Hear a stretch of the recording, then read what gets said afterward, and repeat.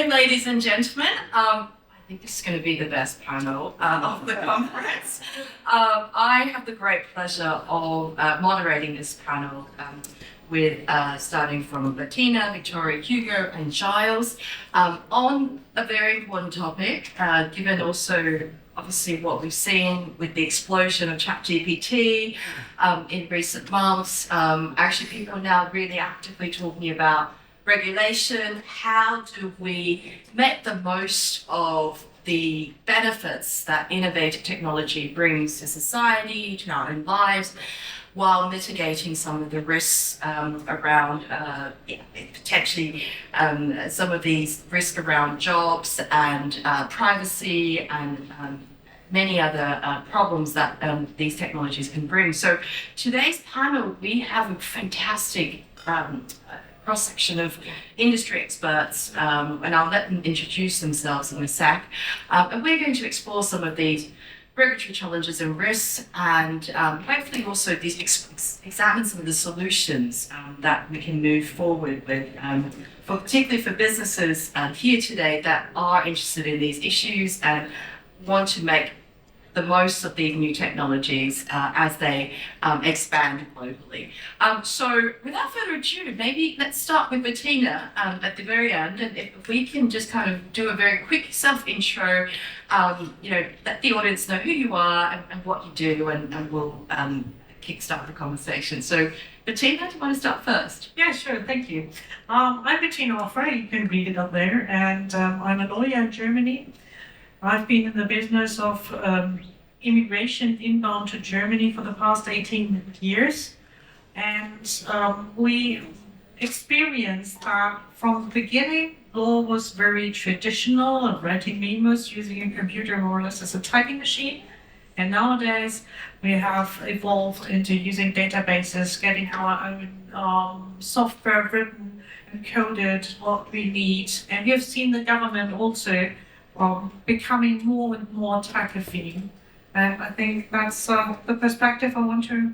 Yeah, we can go into a bit later, but let's Viktoria, you have a quick self-intro. Yeah, glad to be here. I'm Viktoria Ruubel, and I'm the Managing Director for Digital Identity at Veriff. Veriff is the global leader in identity verification. We are verifying more than 200 IDs from more than 260 countries and geographies, and using AI. So AI is actually really embedded into everything we do.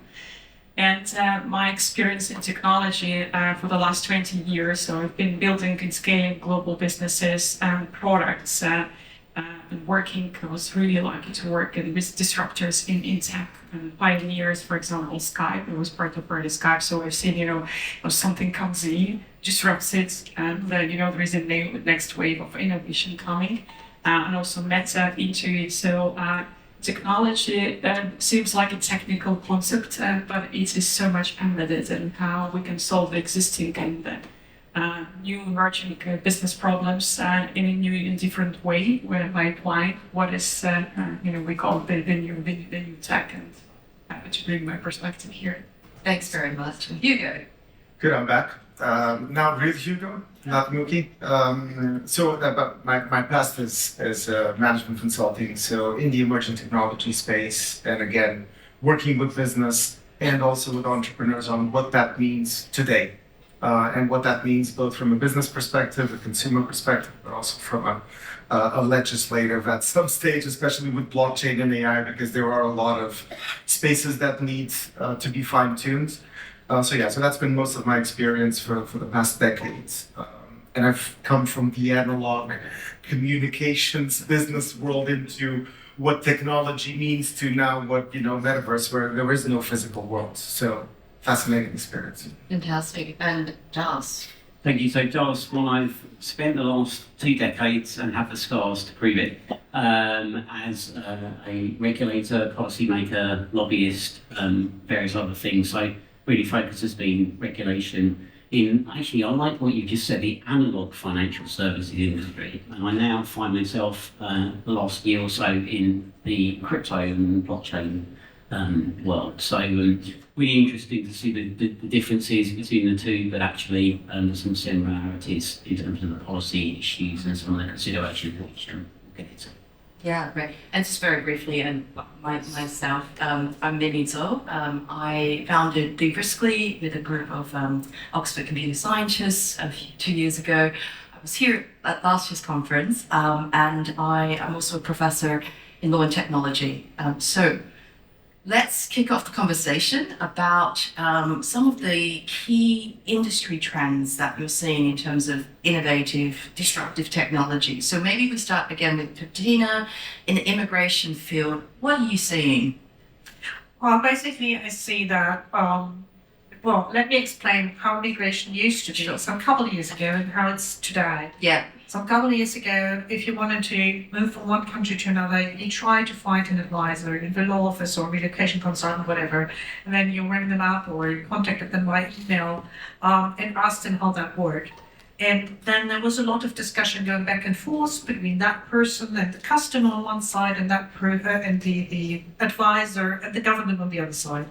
And basically all was handmade. Nowadays, we have processes in place, we have databases in place, we have standard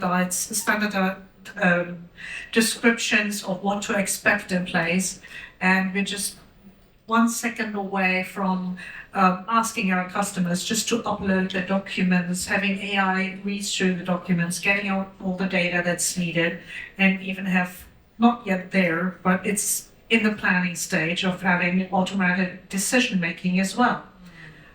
So a lot of things changed from completely manual labor by human beings on one side, and a lot of technology right now where human beings are only intermediaries in the red flags areas, how we call it. Whenever something pops up that's out of the ordinary, then you need a human being to look at it.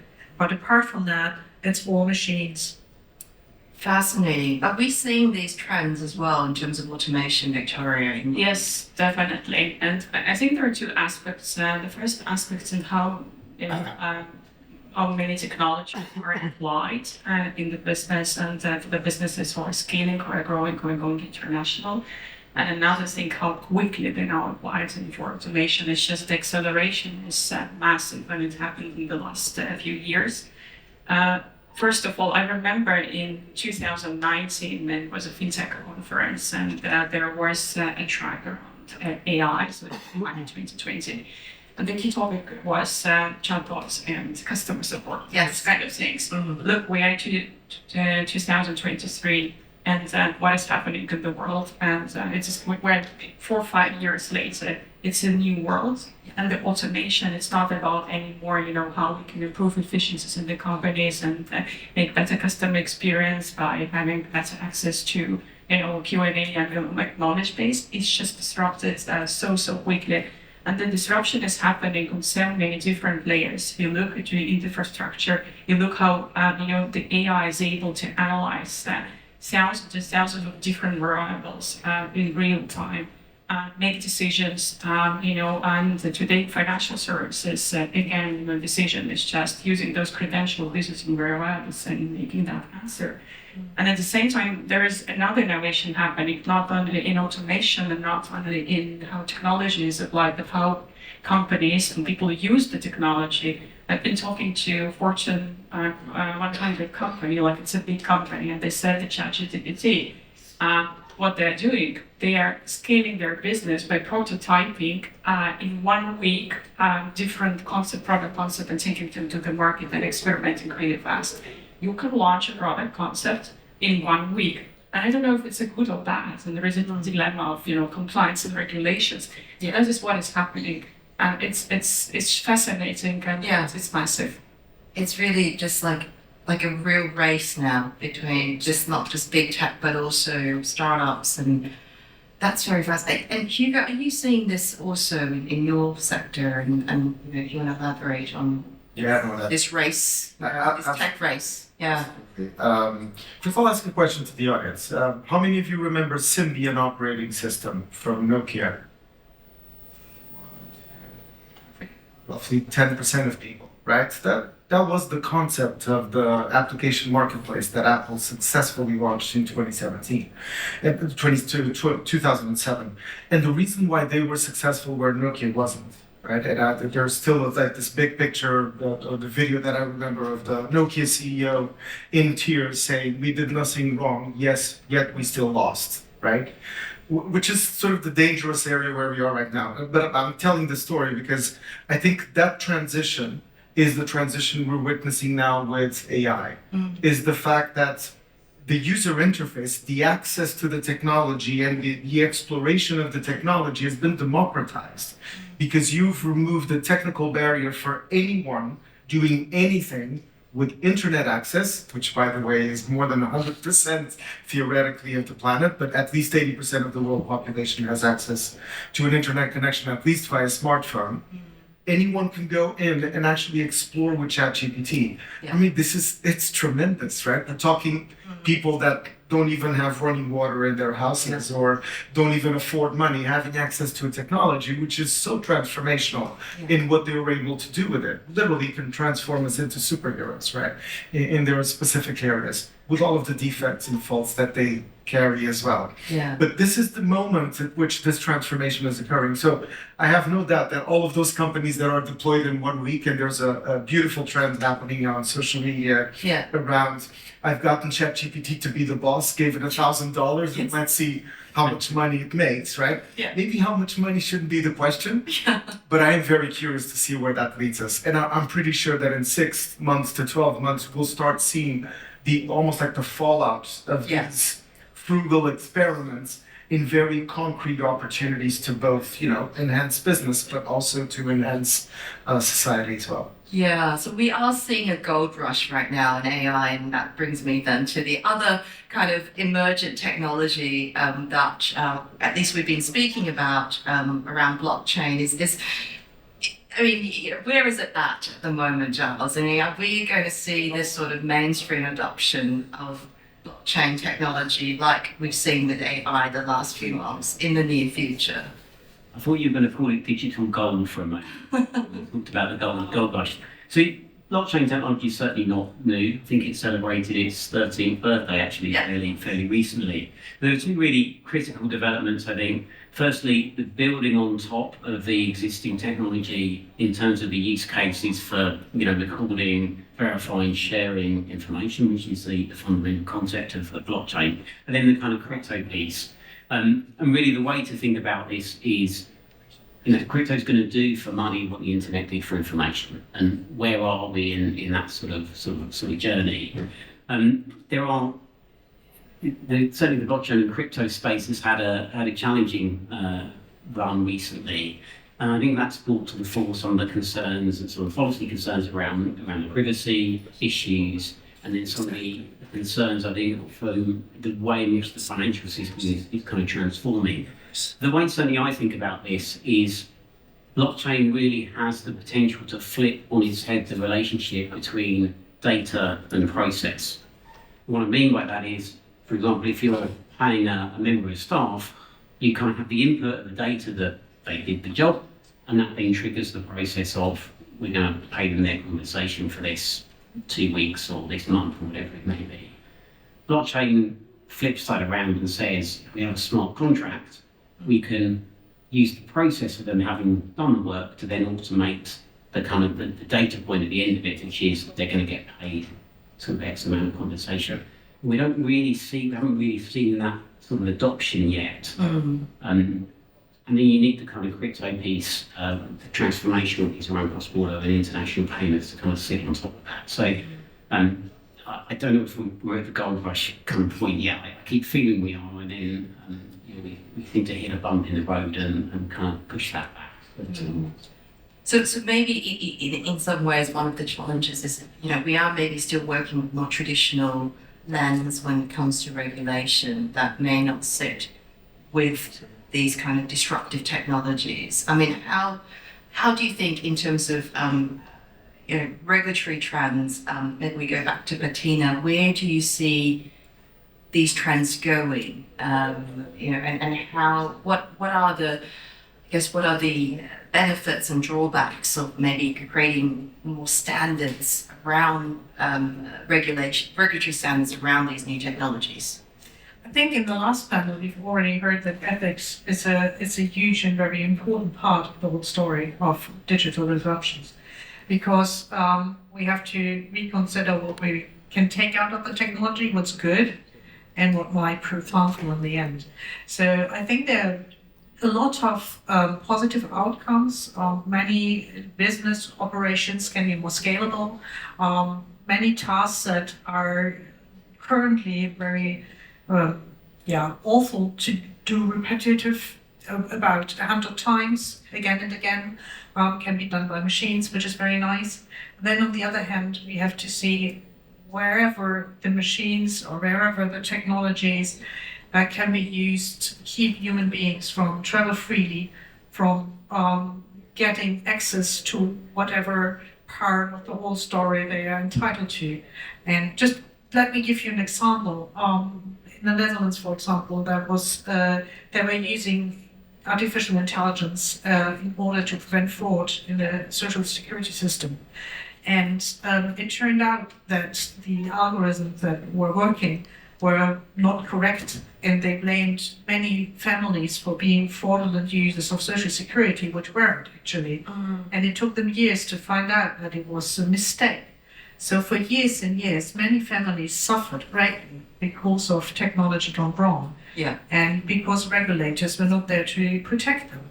And that's why I think we have to think again about ethics, think about law. I myself have an experience which is very small in comparison, but we see today that in Germany we have application platforms for various authorities, foreign offices. We have about 540, which is far too many. But some of them have developed their own platform where you can upload your application, and some of them don't allow lawyers to represent the clients of the platforms. Well, it's a legal right in Germany to be represented by a lawyer, and for good reason. In many countries, in many democratic countries, it is a legal right that you can ask a lawyer to help you, and it's necessary. And there is a technology that prevents us from doing so. And when you ask the government officials about that problem and say, hey, look, I want to represent my clients, they say, yeah, I know you're entitled and I would love you to do that, but it's technically not possible. And that's the end of the story. And obviously, we have to think again about regulatory issues and angles. There's so many of them. We have to think about how to use AI. We have to think about how to use blockchain, how to protect the data. That's where Europe is very good with GDPR already, and where to stop using GDPR, because sometimes in Germany we see that we are standing basically in our own way and can't share data where it would be possible and beneficial for everybody. So we have to recalibrate. And we have to really think on all different angles how technology affects the life of people. And Yeah, no, it's very interesting because I'm a lawyer myself, and I'm on the UK government's law tech panel, and it's an interesting example that you've given in the sense that actually technology can deny your right to see a lawyer. And on the flip side, though, there's been a lot of law tech innovations where you don't have to go and pay for an expensive lawyer, right? So, I know friends who are not from the legal world who are now drafting contracts with ChatGPT and GPT and also seeking some basic legal advice on these new tools. So there's also on the other side debates about, maybe actually helps access to justice that at least in some parts of the world like the US, where lawyers cost a lot of money, that harnessing innovative and disruptive technologies can also have a positive benefit. So I agree with you that there needs to be careful considerations when policymakers say, how are we going to best regulate these technologies? We have to maximize their benefits as well for people. So Viktoria, what are your thoughts on this? We were just talking earlier about also regulators often don't understand the technology. True, and I think regulators, they have the toughest job. I'm not jealous at all, because I think when they decided to become a regulator 20 years ago, the world was very different. And then you come to this world where it's just the pace of innovation is changing so fast. And I think when it comes to regulations and what to regulate and what not to regulate, and the involvement of the government you've mentioned, and also technologies coming and disrupting everything, think about how to regulate innovation. I specifically am building digital identities, and digital identity is the new solution and a new concept, right? We're using new technologies, decentralized technologies, self-sovereign technologies. So conceptually, we know how it works, but you need to put that into production and have an adoption in order to understand what are the outcomes. If you're a regulator and you don't know what is the outcome of the innovation, how are you going to regulate that? Yeah. It's super difficult, right? And if you regulate an outcome that you don't know what the outcome is, you're slowing down an innovation. Yeah. So it's like a chicken and an egg, and it's a very, very complex challenge. And I've heard many countries and markets saying that it needs to be a sandbox where you can put technology and you can try the technology and you see an outcome. But the challenge with that is that it's going to slow it down, because your kind of technology and innovation lives faster in the free world, and when you start to put limitation, it's not real in a way. So it's a big challenge in terms of how to regulate it and how to apply that. And again, regulators, it's a tough topic. Yeah. I mean, Hugo, if you were, I don't know, the president of the world, and you had sort of, you had the power to make global standards around, say, AI, what would you do? Ask ChatGPT. No, I'm kidding. Yeah, let's do that. I think there's two things we need to understand before I answer Yeah. that question. Well, my brain processes that. It's a very big question. I think there's two things we need to understand. One is there is a black or white right now. It's either no, we can't use this technology, or there is no standard to use and apply this technology. That's the reality we live in, right? And unfortunately, you have the commercial worlds living in Block A and regulators living in Block B, which is no, you can't, or stop that, right? You cannot stop, globalization, innovation, the disruptive thinking. You cannot stop it because that's what got us here as a species, right? Yes. So there are two things the other thing that we need to consider is the way that many activities, government being one of them, that have been developing over the course of millennia, right? Actually, still based on what is done today to design what needs to be done tomorrow, right? So again, back to that mindset shift that needs to occur. It's not just on what type of rules you put on AI. It's actually on how frequently do you review a specific piece of legislation? Because the legislative cycle takes 2 years, 3 years, 4 years, maybe more on some of these basic things. I mean, we've been talking about AI regulation since 2017. That's right. Yeah. And Canada was the first one to release something in 2020. And only 2022, we're starting to have the first sort of frameworks of a regulation in Europe, right? It's taking a long time. So if we know that an agile and user-centric approach works in the business world, why aren't we applying that same principle to regulation? Because, and I think we're also always trying, and obviously governments have a big responsibility, right? But the truth is, in their attempt to be 100% right, they're sort of ignoring the fact that it is impossible right now to be 100% right. Right. Because there are different circumstances and realities for different portions of the population with different levels of access, different levels of rights even, and especially in terms of empowerment of what they can and cannot do. Yeah. So I think for us to think about the platform, we need to think, and I come back to, the controversy, which is how do we use code to actually monitor and control code, right? And prevent some of those errors from happening. Yeah. But coming back to the question, is our government ready to actually embrace those technologies, right? Or are they still, and it's so funny, yesterday I was having a conversation with a client and they were saying, I need to hire bankers that can code. Is that really the answer, right? Is it not bringing together a team of different people, diverse people that can add all of those different perspectives and dimensions of how you evaluate impact or regulation or access to those different solutions, right? So I think all of these things together need to be considered if we want to be successful at regulating this. Because the key thing, I'll shut up in a second, is if you deploy technologies that can impact millions of people in the course of an hour, Yeah. how do we expect a document and a set of principles that is updated every 2 years to even expect to catch up? Yeah. Well, maybe then the question I asked you about how well you would regulate, I might turn it over to Giles. What would you do? What would you do too? I mean, there's so many concerns. We see it in the headlines every day about also AI taking our jobs, and what would you do if you were in the policymaker's seat? I absolutely agree. Agile governance, these buzzwords, but what does that actually mean? Like, if you were in the driving seat? So AI is an interesting case in point, and those of you who don't spend your life like me watching what the EU does on the policy side may have missed that the EU recently adopted something called the AI Act. I have a quote for you from Maria Vestager, one of the commissioners in Japan actually this week. I think you would have been there with her. Yes, I have. But she said that they're pro-innovation, but they're seeking to mitigate the risks of societal damage from AI.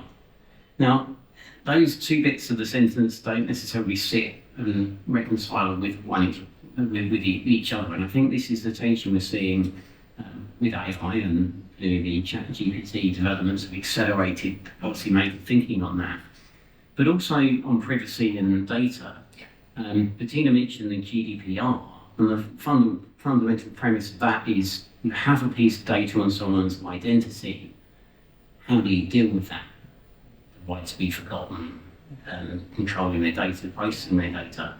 With blockchain, the underlying premise and philosophy is you may not even know the identity of the person that is undertaking the transaction. It's permissionless, if you like, and trustless. So how do you deal with that? How do you reconcile the libertarian desire for privacy? And we're beginning to see some of this come to the head with the development of things like central bank digital currencies and some of the sovereign digital currencies. So there is this overarching sort of question about how we deal with privacy and data concerns. And we haven't seen global standards in that space. We may never see global standards because the philosophies and the cultures are so different.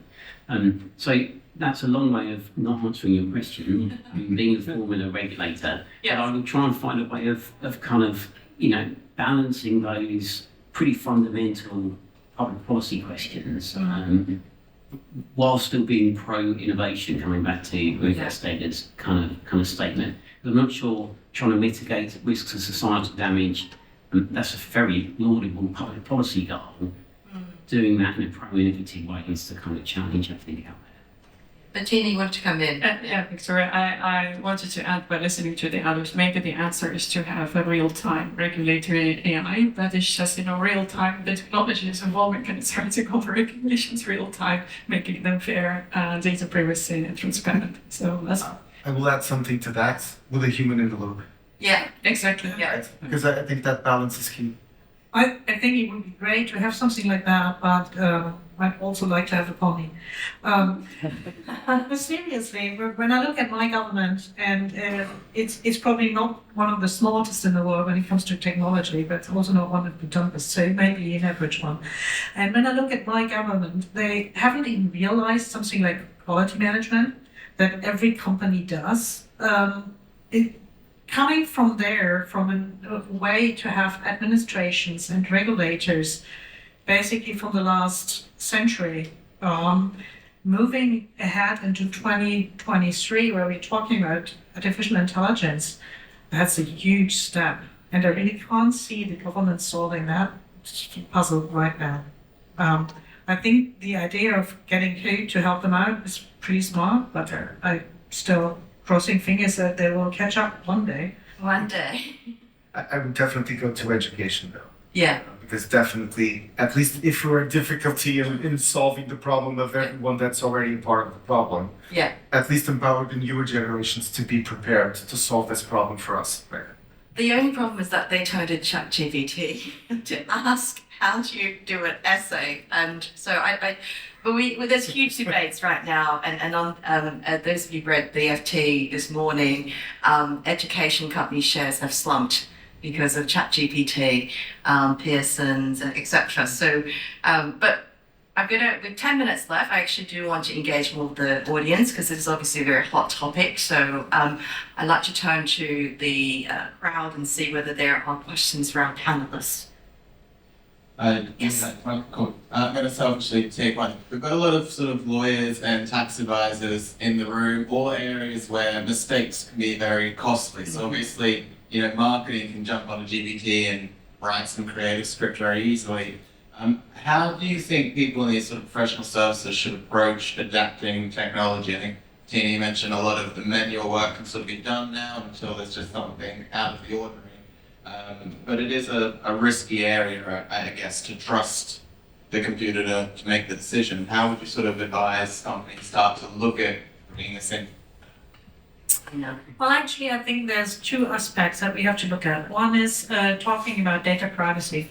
If I upload a story of one of my clients into ChatGPT, I cannot be certain, I cannot be safe that this data is not misused at another area because they're basically gathering data. That's why Italy has blocked the ChatGPT for the usage in Italy. The other question is, as service providers, as professionals in that, we have seen the German government using artificial intelligence in migration law. They try to find out whether asylum seekers or refugees were coming from the area they claim to come from. And the way they did it is they used their language files and compared them with artificial intelligence to language files of people who were from the area they claim to be coming from. And the smart idea the German government did there was whenever the artificial intelligence was certain that it's a yes, so that the refugee would have basically a go in that respect, it was okay, and the artificial intelligence was not checked. Whenever it came up with a no or potential problem, it was a human being called into the room. And I thought it was a very smart solution to define red flags as areas where human beings had to look at the results when you're denying a service or you're denying a right to somebody, not the other way around. So if you're granting something, you can have an error of fault, that's okay, but we know it from criminal law, beyond reasonable doubt. Whenever you have doubt, you need a human being to look at it. Well, I think certainly in the blockchain space, you have smart contracts which provide significant opportunities in terms of automation and the inability to tamper. But I guess the big risk there is that conventional contracts allow you to change things. They're not based on code, and when you get litigation, you litigate against kind of human beings and not code. And we've seen some of that. I think this is a potential risk going forward. We've seen policymakers try to step in and introduce things like kill switches and the like. But that would be the risk area for me in that space, and from a blockchain point of view, that your smart contract kind of runs away with itself. Who's responsible for that? The person that wrote it, the person that's part of the execution, etc. Yeah, but I think two things for me. One is a more basic thing of how much time do we actually spend doing the job we're paid to do?